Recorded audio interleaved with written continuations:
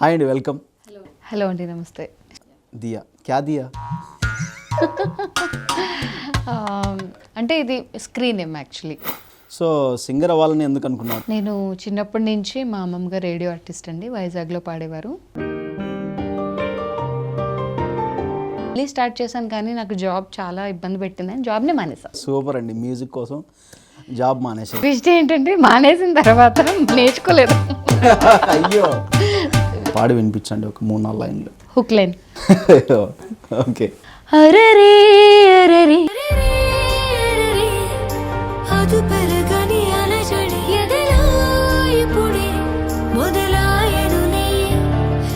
మన జర్నీ చేసుకుంటూ ఉంటే, అలా జర్నీలో వెళ్తూ డ్రైవ్ చేసుకుంటూ ఉంటే ఈ పాట పెట్టుకున్నప్పుడు అప్పుడు ఈ పాటకు వాల్యూ ఉంది. చాలా మంది ఆర్టిస్టులు ఫేస్ చేసే ప్రాబ్లం ఇది. దీనికి నా పాయింట్ ఏంటంటే, ఇప్పుడు నేను రియలైజ్ అయినా అనుకుంటున్నాను, ఇన్ని సినిమాలు చేసి ఎప్పుడూ ఇన్స్టాలో పెట్టుకోలేదు.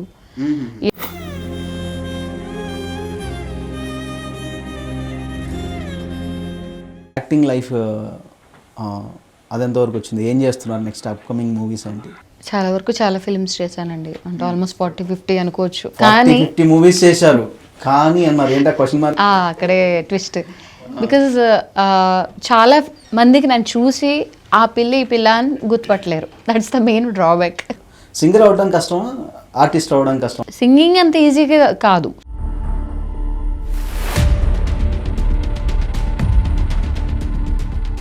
Hi, hello, welcome to celebrity talks. So ఎప్పటిలాగే ఈరోజు కూడా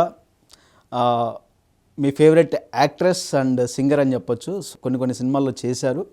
సో ఫర్దర్ ఫ్యూచర్ కోసం గట్టి ప్రయత్నం చేస్తున్నారు. అలాగే రీసెంట్గా అరేరే అరేరే అనే ఒక మంచి బ్యూటిఫుల్ మెలోడీ సాంగ్ అయితే తీసుకొచ్చారు. బటర్ఫ్లై మ్యూజిక్ అనేటువంటి యూట్యూబ్ ఛానల్ ద్వారా ఈ సాంగ్ రిలీజ్ అవ్వడం జరిగింది. సో ఇంకా ఎన్నో విషయాలు మనం మాట్లాడదాం.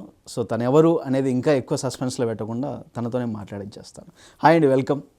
హలో అండి, నమస్తే. దియా క్యా దియా? అంటే ఇది స్క్రీన్ నేమ్ యాక్చువల్లీ. నా రియల్ నేమ్ వచ్చి దివ్యాని దియా చేసేసారు. సో దియా అంటే ఏమి ఇచ్చారబ్బా, నాకు రాగానే ఏమీ అవ్వలేదు కదా. అలా ఆలోచిస్తారు. కాల్ చేశారు. ఓకే, ఫోన్ నెంబర్ ఇచ్చారు. ఓకే అండి, దియా గారు ఎలా ఉన్నారు? బాగానే ఉన్నారు. సో అరేరే అరేరే సాంగ్ చాలా మంచి మెలోడీ సాంగ్ చేశారు, చాలా బాగుంది, బ్యూటిఫుల్గా ఉంది. మీరు చూసారు కదా, మీకు నచ్చిందా? అంటే ఈ మధ్య కాలంలో ఇలాంటి మెలోడీస్ రావడం చాలా తక్కువ, దట్టు ప్రైవేట్ ఆల్బమ్ సాంగ్స్లో రావడం అనేది చాలా రేర్ అనమాట. సో చాలా బాగా నచ్చింది ఇలాంటి సాంగ్ ఒక ప్రైవేట్ ఆల్బమ్గా రావడం, నాకు చాలా బాగుంది. సో అమ్మాయిలకి బాగా ఎక్కువగా నచ్చుతుంది అనుకుంటున్నాను. అమ్మాయిల వర్షన్లో ఉంది కదా సాంగ్, అమ్మాయిలు ఫీమేల్ వర్షన్లో ఉంది. అంటే ఎప్పుడు అబ్బాయే వన్ సైడ్ లవ్, లేకపోతే వాళ్ళే వర్ణించి పాడతారు కదా ఒక లేడీని. ఎందుకంటే ఆల్మోస్ట్ డైరెక్టర్స్ అందరూ మెన్నే. నాకు అర్థమైపోయిందండి, ఇప్పుడు మీలాంటి ఏమంటారు, ఇలాంటి ఫీమేల్ వర్షన్ సాంగ్స్ చేసేవాళ్ళు రావాలి ఎక్కువ, ఎందుకంటే మాలాంటి అబ్బాయిల్ని పొగడాలి. సో అంటే మెలోడీ ఒక రకంగా రిస్కే, అంటే ఎక్కువ ఫోక్ వెళ్తూ ఉంటుంది, మాస్ వెళ్తుంది. మెలోడీ లవర్స్ చాలా ఉంటారు కానీ చాలా తక్కువ ఉంటారు. సో ఇది రీచ్ అనేది మేము అనుకున్నాం కానీ ఇట్స్ ఎ బ్యూటిఫుల్ ప్రోడక్ట్. ఎందుకు మనం ఇది ప్రజలకు అందించాలి, ఎంతవరకు వెళ్తే అంతవరకు, ఎంతమంది నచ్చితే అంతవరకు ఆ జానర్కి అయితే వెళ్ళాలి అని చెప్పి ఒక రిస్కే, but still we have done. Yeah, నిజంగా అంటే ప్రైవేట్ ఆల్బమ్స్లో ఎక్కువ ఫాస్ట్ బీట్ డీజే టైప్లో ఇలా విలేజ్ బ్యాక్డ్రాప్లో ఏంటంటే మంచి డ్రమ్స్ బీట్తో డీజే టిల్లు ఆ టైప్ ఆఫ్ ఇష్టపడతారు కదా, ఎంత హిట్ అవుతున్నాయి ఆ టైప్. సో ఇలాంటి ఒక మెలోడియస్ సాంగ్తో రావటం నిజంగా మీరు రిస్క్ అనే అనిపిస్తుంది, బట్ మంచి రిజల్ట్ వస్తే అది కూడా ఆ రకంగా ఆ వేలో కూడా హిట్ అయిన సాంగ్స్ చాలా ఉన్నాయిలేండి. సో మీ సాంగ్ మీద ఎలాంటి హోప్ ఉంది, ఎలాంటి హోప్ క్రియేట్ అయింది? ఇది కనుక అంటే లైక్ నాకు చాలా పెద్ద వాళ్ళకే పంపించాను. 2-3 పేర్లు చెప్తాను, బుచ్చిబాబు గారు వీళ్ళందరూ ఉంటారు కదా, చాలా మంది డైరెక్టర్స్ కూడా చాలా మంచి రెస్పాన్స్ ఇచ్చి కాల్స్ కూడా చేసి లైక్ చాలా బాగుంది. ఒక ప్రోమో చూసే నాకు వెంటనే అప్లాజ్ ఇచ్చారు, లైక్ చాలా బాగుంది, ఇంత బాగా ఎలా హౌ అని. అంటే ఒక ప్రైవేట్ సాంగ్ని మనం ఒక సినిమా స్టైల్లో చేసాం యాక్చువల్లీ. సో అంటే ఒక చిన్నగా అనుకుని చిన్నది పెద్దగా అయ్యి ఇలా అయిపోయింది అనమాట. సో సింగర్ అవ్వాలని ఎందుకు అనుకున్నారు? ఎప్పుడు ఇన్స్పిరేషన్ మీకు అయ్యింది నేను సింగర్ అవ్వాలని? ఎక్కడ ఆ ఇన్స్పిరేషన్ పడింది? సో ఎలా స్టార్ట్ అయింది as a singer life? Me singer life ఎలా స్టార్ట్ అయింది? నేను చిన్నప్పటి నుంచి మా అమ్మమ్మ గారు రేడియో ఆర్టిస్ట్ అండి, వైజాగ్లో పాడేవారు. అమ్మ కూడా పాడతారు లైట్ మ్యూజిక్. చిన్నప్పటి నుంచి నాకు లైట్ మ్యూజిక్ కూడా వచ్చి, కానీ ఇక్కడెక్కడ యూజ్ అవ్వలేదు. మనం డెఫినెట్గా సినిమా పాటలు అవి ఎక్కువ వింటాం కదా. అవును. సో అలా సినిమాల్లో కొన్ని అలా స్టార్ట్ చేశాను. కొంత మ్యూజిక్ నేర్చుకుంటూ జాబ్కి వెళ్తూ, తర్వాత మళ్ళీ జాబ్ నాకు నచ్చలేదు, నేను మానేశాను. ఎందుకు నచ్చలేదండి జాబ్? కానీ నా క్లాసెస్కి ఇబ్బంది అయిపోయేది, జాబ్ వల్ల క్లాసెస్ ఇబ్బంది అయిపోయేది. లైట్ మ్యూజిక్ క్లాస్కి వెళ్ళేదాన్ని, క్లాసికల్కి వెళ్ళేదాన్ని. అంటే చిన్నప్పుడు నేర్చుకున్నాను, మధ్యలో మానేశాను. తర్వాత మళ్ళీ స్టార్ట్ చేశాను, కానీ నాకు జాబ్ చాలా ఇబ్బంది పెట్టిందని జాబ్నే మానేశాను. సూపర్ అండి. మ్యూజిక్ కోసం జాబ్ మానేశారు మొత్తాన్ని. మ్యూజిక్ కోసం అంటే ఇంకొక రెండు కూడా ఉన్నాయి, బట్ ఇది one of the factors. Main reason అయితే ఇదే మ్యూజిక్. సో ఎంత ఇష్టం ఉండాలి మ్యూజిక్ పైన. కళలు అనేటివి ఊరికే మనకి రావు. కానీ ఇంకో ట్విస్ట్ ఏంటంటే మానేసిన తర్వాత నేర్చుకోలేదు. అయ్యో. కాన్సర్ట్స్, ఈవెంట్స్ మొదలైపోయినాయి. ఇంకా అంటే కొంచెం నేర్చుకోవడం జరిగిందండి, చిన్నప్పటి నుంచి నేర్చుకుంటున్నాను. సో ఫుల్ ఫ్లెడ్జ్గా దాన్ని ఫినిష్ చేయలేకపోయారు.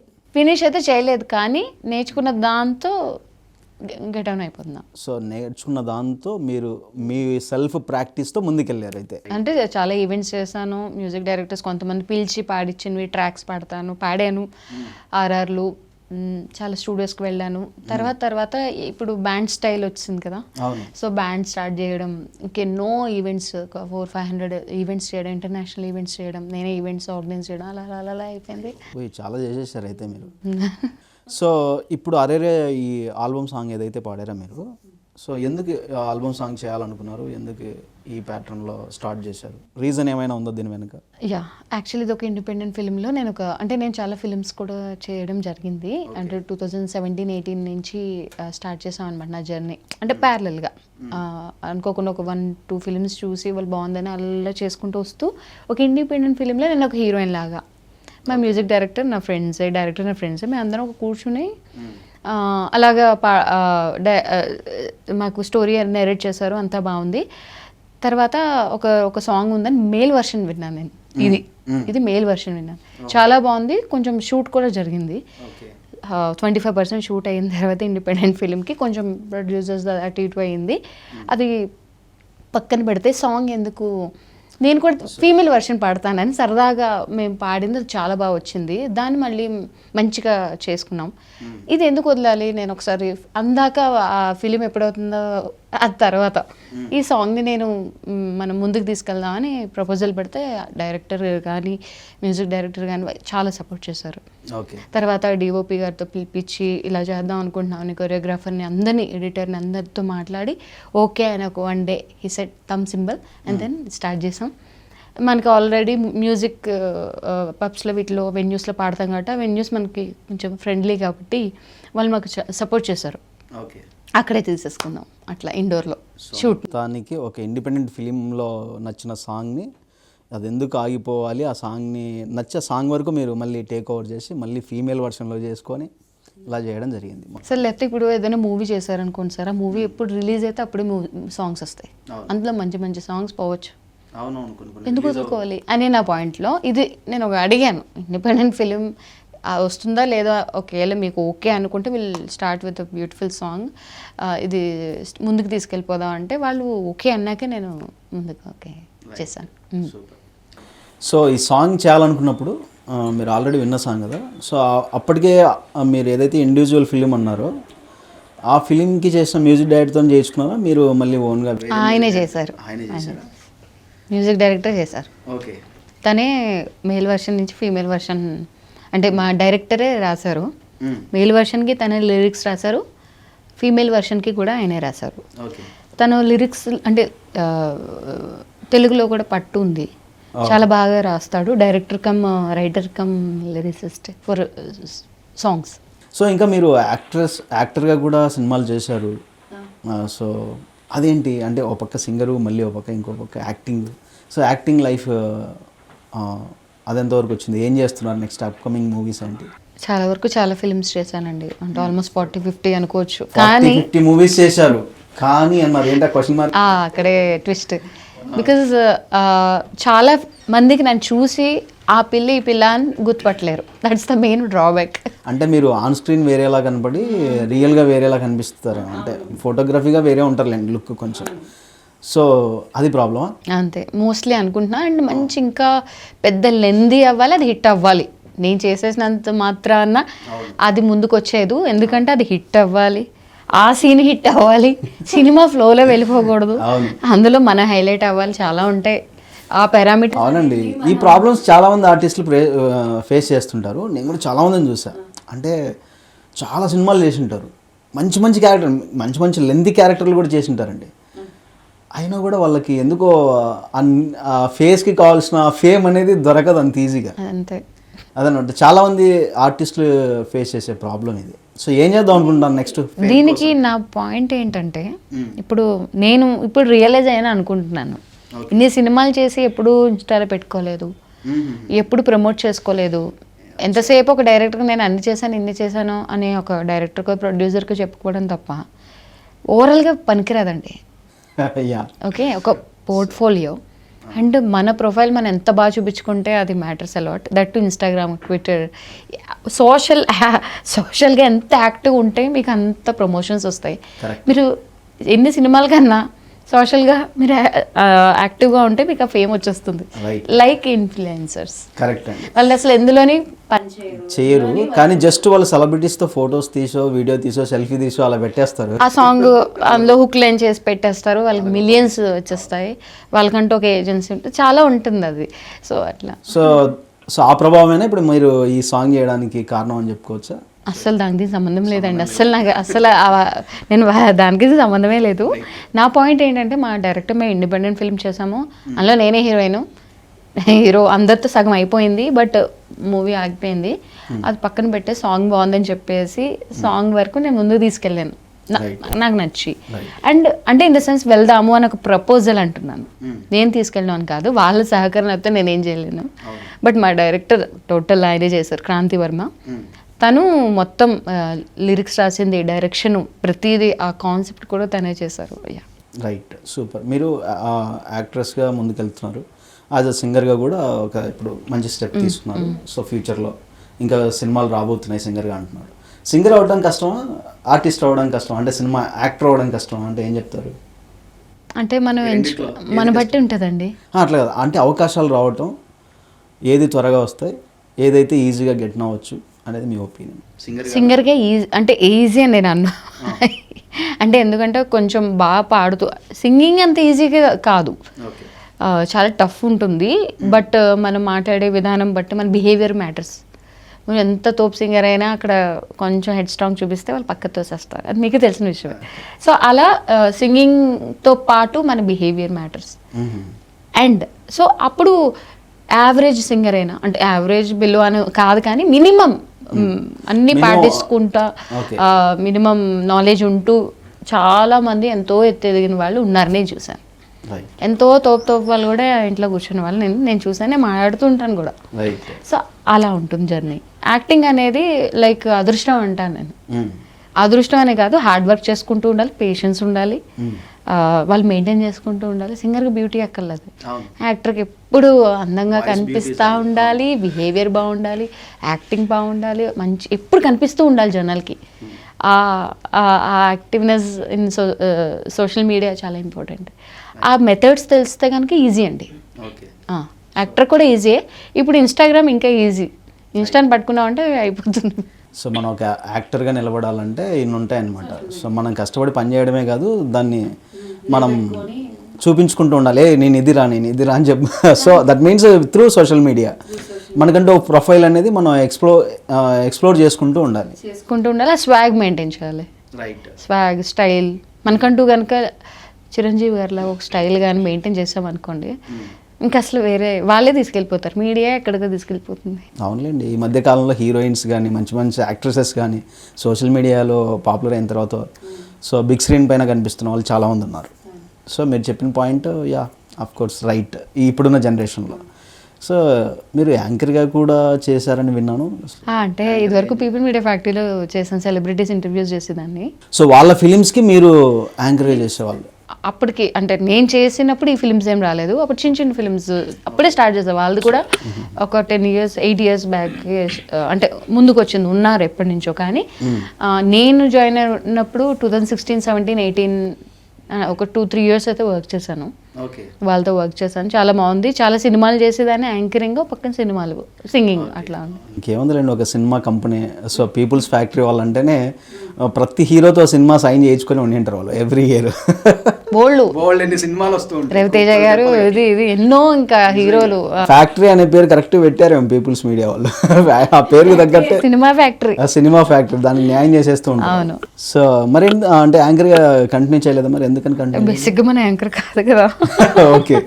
అంటే నేను సరదాగా ఒక మీడియా ఎంట్రీ అవ్వడం కోసం జాయిన్ అయ్యాను. అంటే మనకి మాట స్పష్టత, ఎలా మాట్లాడాలి, వే ఆఫ్ టాకింగ్ వస్తుంది కదా అనే పాయింట్ ఆఫ్ వ్యూలో నేను జాయిన్ అయ్యాను. ఏదో ఒకటి రోల్ జాయిన్ అవుతూ అక్కడ ఉన్నవన్నీ తెలుసుకుంటూ ఒక పక్కన సింగింగ్ అనేది నేర్చుకుంటూ కాన్సర్ట్స్ చేస్తూ ఉన్నాను. పక్కనే సినిమాలు వస్తాయి, టక్మని చేసేసుకో, చిన్న పెద్ద అని ఏం లేదు. Friend, sister characters, important roles, అలా చిన్న చిన్న వచ్చినవి నాకు సూట్ అయినవి చూసుకుంటూ వెళ్ళిపోయాను. మిమ్మల్ని సింగర్గా ఇన్స్పైర్ చేసిన పర్సన్ ఎవరంటే ఏం చెప్తారు? నాకు చిన్నప్పటి నుంచి మా మదర్ చాలా బాగా పాడతారండి. కానీ ఆవిడకి అమ్మ తర్వాత అమ్మ చూపించిన సింగర్స్ మన జానకమ్మ గారు, చిత్ర గారు, సో అంతే కదా, వాళ్ళ నుంచే వస్తుంది. వీళ్ళంతా మీ మదర్కి ఇన్స్పిరేషన్ అనమాట. మా మదర్, మా అమ్మమ్మ గారు రేడియోలో పాడేవారు వైజాగ్లో, లైట్ మ్యూజిక్. తర్వాత అలా తరతరాలుగా వచ్చింది. సో అలా అమ్మ పాడేవారు, చాలా బాగుండేది, నాకు నచ్చేది. తన వాయిస్ చాలా బాగుంటుంది. తను చిత్ర గారు కానీ లేకపోతే జానకి గారు కానీ ఈ సింగర్స్ ఇష్టపడేది. నాకు అలాగే ఉండేది, అమ్మ టేస్ట్ నాదే ఆల్మోస్ట్ అలా అన్నమాట. సరే, మా వ్యూవర్స్ కోసం మీ అరేరే సాంగ్ ఒకసారి పాడి వినిపించండి, ఒక 3-4 లైన్లు. Hook line. ఓకే. అరరే అరరే అదు పెరగని అలజడి ఎదలో ఇప్పుడే మొదలాయనులే, ఎగిరే ఎగిరే తన జత పడి తడబడి తనువే మరచి మనసెగిరెనులే.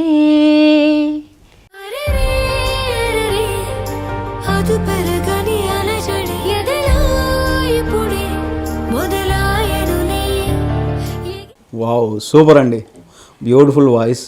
సో మీ వాయిస్లో మంచి బేస్ కూడా ఉంది, సో వాళ్ళు లౌడ్గా వస్తుంది. అంటే ఎక్కువ బేస్, బ్యారిటన్ వాయిస్, ఎక్కువ హస్కీ కైండ్ ఆఫ్ జరా జరా ఈ టైప్లో పాడుతూ ఉంటాను, ఎక్కువ మ్యాన్ స్టైల్లో. సో ఈ సాంగ్ చేసిన తర్వాత మీ మదర్ ఆల్రెడీ సింగర్, మీ మదర్ నుంచే మీరు కూడా సింగర్ అయ్యారు. సో మీ మదర్ నుంచి ఎలాంటి కాంప్లిమెంట్స్ వచ్చాయి ఈ సాంగ్? అమ్మ చాలా హ్యాపీ ఫీల్ అయ్యారు ఫస్ట్ విని.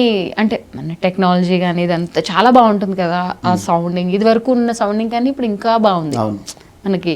సో చూసి ఎంత బాగుంది అసలు. అంటే అదే పాట పాడించుకున్నారు, నిజమా కాదా అని చాలా నచ్చింది అమ్మకి అయితే, చాలా బాగుంది అన్నారు. వీడియో చూసాక ఇంకా నచ్చింది, వీడియో కూడా ఇంకా ఎలివేట్ చేసింది. కరెక్షన్స్ ఏమైనా చేశారా, ఇలా ఉంటే బాగుంటుంది, నెక్స్ట్ టైం ఇలా చెయ్యి, ఇది? లేదండి, అస్సలు చేయలేదు. No remarks, only compliments. అదైతే ట్రూ. అంటే ఏదో నేను డాక్టర్ అని ఏం చెప్పలేదు, అస్సలు బాగాలేకపోతే అస్సలు బాగాలేదని మొహం మీద చెప్పేస్తారు, కానీ బాగుందనే చెప్పింది. అస్సలు ఎన్నిసార్లు అడిగినా నాకు చాలా నచ్చిందని ఆవిడ అలా ప్లే చేసుకుంటుంది బాబా. నిన్న కూడా అలా చూసుకుంటున్నారు, అప్పుడు నాకు అర్థమైంది. అవును. సో ఇది మెలోడీ సాంగ్ కాబట్టి ఎన్నిసార్లు విన్నా మైండ్ పీస్ఫుల్గా. మన జర్నీ చేసుకుంటూ ఉంటే, అలా జర్నీలో వెళ్తూ డ్రైవ్ చేసుకుంటూ ఉంటే ఈ పాట పెట్టుకున్నప్పుడు అప్పుడు ఈ పాటకు వాల్యూ ఉంది. అంటే ఇప్పుడు మనం ఒక 100 మంది పెళ్ళిళ్ళలో పనికిరాదు, లేకపోతే ఒక హంగామా జరుగుతున్నప్పుడు పనికిరాదు.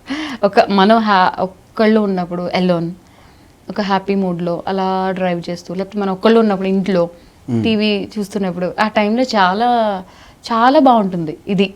యాక్చువల్గా నేను అలా డ్రైవ్ చేస్తున్నప్పుడు ఈ సాంగ్ పెట్టుకున్నప్పుడు నాకు అప్పుడు తెలిసింది, 100 మంది ఉన్నప్పుడు అనిపించదు, ఎందుకంటే 100 మంది మీద దృష్టి వెళ్తుంది సాంగ్, ఎందుకంటే స్లో బీట్లో ఉంటుంది కాబట్టి. మెలోడీ కాబట్టి, మెలోడీ ఏదైనా అంతే అండి. సో పీస్ ఆఫ్ మైండ్తో సైలెంట్గా ఉన్న చోట మనకి లిరిక్స్ అర్థం అవుతాయి ఫస్ట్. అప్పుడే మనం ఒక్కళ్ళు ఉన్నప్పుడు లిరిక్స్ వింటాం, 10 మంది ఉన్నప్పుడు సగం వాళ్ళు మళ్ళీ మాట్లాడుతూ, ఏ సాంగ్ అయినా హాఫ్ ఉంటుంది.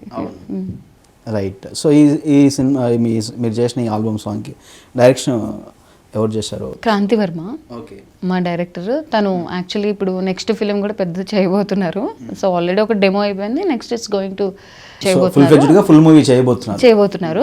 బట్ ఇది ఒక కైండ్ ఆఫ్ డెమో అనుకోవచ్చు వీ కెన్ సే. అందులో ఏమైనా సాంగ్ చేయబోతున్నారా? సాంగ్ పాడబోతున్నారా? అది తెలీదు, ఆయనకి ఏమైనా అనిపిస్తే ఇవ్వాలంతే. నేను అడగడం అంటే ఇప్పటికి వచ్చి నాకు థాట్ కూడా రాలేదు, అడగాలని కూడా తెలీదు. మీరు చెప్పారు కాబట్టి నేను అడిగి చూస్తా ఇప్పుడు. అయ్యా, అడగంది అమ్మాయినా అన్నం పెట్టదని అంటారు కదా, ట్రై చేయండి. ఆర్టిస్ట్కి ఉండాల్సిన లక్షణం అదే, తప్పదు. అంటే మనకి అప్పుడప్పుడు తట్టాలి, మనం అడగాలని కూడా మనకి ఆ టైంకి బ్రెయిన్లోకి రావాలి, మైండ్లోకి రావాలి, సిచ్యువేషన్ క్రియేట్ అవ్వాలి, అడిగే ఆ స్పేస్ ఉండాలి. సాంగ్ మన ఆ సాంగ్కి కూడా, అంటే ఆ సీన్కి ఆ సాంగ్కి సెట్ కూడా కావాలి, వాయిస్ చాలా ఉంటాయి. రైట్. ఇంకో విషయం ఏంటంటే ఇప్పుడు సింగర్స్కి ఆల్రెడీ చాలా పెద్ద కాంపిటీషన్ ఉంది. సో వందల మంది సింగర్స్ కొత్త వాళ్ళు వస్తూనే ఉంటారు. పాత వాళ్ళకి అది నిలబెట్టుకోవడం కొంచెం మంచి కాంపిటీషన్ ఉంది. కాంపిటీషన్ అయితే రెగ్యులర్గానే ఉంది. ఇంకో విషయం, ఇప్పుడు ఏ వచ్చేసింది, ఏ సాంగ్స్ వస్తున్నాయి, ఏ సింగింగ్ వచ్చేసింది. సో దాని ప్రభావం చాలా ఉంది. సో మీరు ఏమంటారు, ఏతో కంపేర్ చేస్తే ఇప్పుడున్న సింగర్స్కి ఎలాంటి ఫ్యూచర్ ఉండబోతుంది? ఏతో ప్రాబ్లం లేదా? అడ్వాంటేజ్, డిసడ్వాంటేజ్ రెండు ఉన్నాయండి. అడ్వాంటేజ్ ఏంటంటే ఒక డైరెక్టర్కి కానీ, ఒక మ్యూజిక్ డైరెక్టర్కి కానీ, ఒక ప్రొడ్యూసర్స్ కానీ ఎవరికైనా రిఫరెన్స్ కావాలంటే నాకు ఇలా కావాలని చెప్పుకోవడానికి, ఓకే నాకు ఇలా కావాలి, ఎందుకంటే వాళ్ళు అడిగింది కరెక్ట్గా కన్వే చేయడానికి ఇది ఒక మంచి టూల్. Okay okay.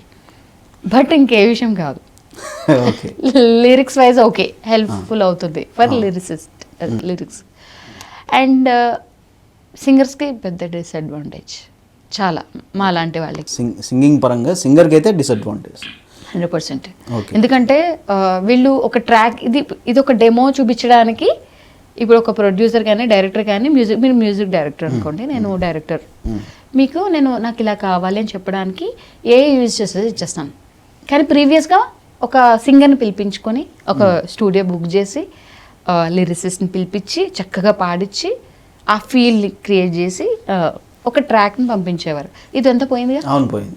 ఏతో ఒక డెమో ట్రాక్ అనేది పోయింది, జస్ట్ కొంత జాబ్ అయితే పోయింది. సో బిఫోర్ ఏమంటారు, మనం డమ్మీ ట్యూన్ చేసుకునే ఈ ప్రాసెస్లో బిఫోర్ దట్ అదంతా పోయింది, రెఫరెన్స్ అంతా పోయింది, రిఫరెన్స్ అయిపోయింది.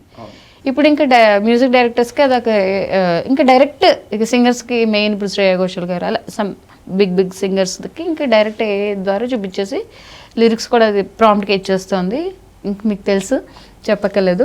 సో అవన్నీ కూడా ఇంకా వాళ్ళకి ఇంక ఇవి ఏం అక్కర్లేదు, ఇంకా చాలా 50% జాబ్ పోయింది. రైట్. ఇప్పుడు రీసెంట్గా ఒక సాంగ్ వచ్చింది, రీసెంట్గా ఒక పెద్ద సినిమాలో ఏఐ టెక్నాలజీ యూజ్ చేసి రిలీజ్ చేసిన సాంగ్ ఒకటి వచ్చింది, మిస్టర్ బచ్చన్లో చక్రి వాయిస్ని ఇచ్చేస్తూ వచ్చింది. ఏ టెక్నాలజీ వాడి చక్రి వాయిస్ని మళ్ళీ ఇంప్లిమెంట్ చేసి సాంగ్లో ఇన్స్టాలో కూడా చాలా చేశారు. సో అది సాంగ్ పెద్ద హిట్ మిస్టర్ బచ్చన్. సో ఫ్యూచర్లో ఏతో డైరెక్ట్గా సినిమాలోకి సాంగ్ ఇచ్చే పరిస్థితి వస్తే ఎలా అంటారు? అన్నీ ఇవ్వలేరండి, ఫీల్ రాదు, ఫీల్ ఇవ్వదు కదా, సోల్ ఉండదు. సోల్ అయితే ఉండదండి 100%. సో మ్యూజిక్ ఇవ్వగలుగుతాం, సాంగ్ ఇవ్వగలుగుతాం, ఓకే, బట్ ఆ సోల్ రావాలంటే మాత్రం. ఇప్పుడు నన్ను పిలుస్తారు మీరు ఒక ఫంక్షన్కి, నాలాంటి అమ్మాయి రోబోని పంపించగలుగుతాను, అరే అమ్మాయి ఉంది నేను రాలేక, అంటే నేను రావడం వేరే, అది రావడం వేరే, అట్లా ఎంత ఏనా ఫీల్ హార్టెడ్ ఒక బాండింగ్ ఉంటుంది. మీరు నేను ఉన్న మంచి ఫ్రెండ్స్ అయ్యాం, దియాతో పాడించుకోవాలని అనుకున్నారు, నచ్చి, ఎంత ఉన్నా మీరు నా దగ్గరికి వచ్చి పాడించుకుంటారు. దట్స్ ద బాండింగ్ ఉన్నంతకాలం. అండ్ మినిమం బడ్జెట్స్ ఉన్నంతకాలం, ప్రొడ్యూసర్స్ దగ్గర డబ్బు ఉందక, అంటే కొంచెం ఎక్కువ బడ్జెట్స్ ఉన్నంతకాలం ప్రాబ్లం లేదు అన్నప్పుడు ఇలాంటివి వెళ్తారు. రైట్. సో దియా గారు, నెక్స్ట్ క్యా దియా ఆడియన్స్కు బోలో, ఆర్టిస్ట్గా మీరు ఎక్కువ స్క్రీన్ మీద కనపడి ఆ ఎంటర్టైన్మెంట్ ఇవ్వబోతున్నారా, సింగర్గా మీరు అలరించబోతున్నారా? ఆర్టిస్ట్గా చాలా ఫిలిమ్స్ అయితే చేశాను, అది ఫ్యూచర్లో కూడా ఇప్పుడు రాబోయే ఫిలిమ్స్ ఉన్నాయి రాజ్ తరుణ్ గారితో, అలాగే ఏమంటే ఈ నగరానికి ఏమైంది పార్ట్ 2 విశ్వక్సేన్ గారు చాలా ఫిల్మ్స్ ఉన్నాయి. It's going to release this year I think so. So అలా ఉస్తాద్ భగత్ సింగ్లో కూడా చిన్న రోల్ చేశాను. చాలా ఉన్నాయి ఫిలిమ్స్లో. బట్ ఓకే, అది ఎంతవరకు నేను అవుతుందో నాకు తెలీదు. బట్ స్టిల్ అది రన్ అవుతూనే ఉంటుంది, నేను చేస్తూనే ఉంటాను. ఫిలిమ్స్తో అయితే నేను ఆపను. అది నాకు వచ్చిన ఆపర్చునిటీ, నేను చేయగలుగుతాను. చాలా నాకు అది ఓకే. సింగింగ్ అనేది వదల్లో, అది కూడా అంతే. అది నాకు ఇష్టం, అది నాకు ఇన్బిల్ట్ వచ్చింది కాబట్టి డెఫినెట్గా చాలా మందికి తెలీదు. అంటే ఇప్పుడు ఈమె పాడుతుందని చాలా మందికి తెలియదు కదండి. సో మేబీ ఇది నాకు గుడ్ ఆపర్చునిటీ అనుకునే ఈ సాంగ్ రిలీజ్ చేసాం. ఇప్పుడు చాలా మందికి తెలిసింది.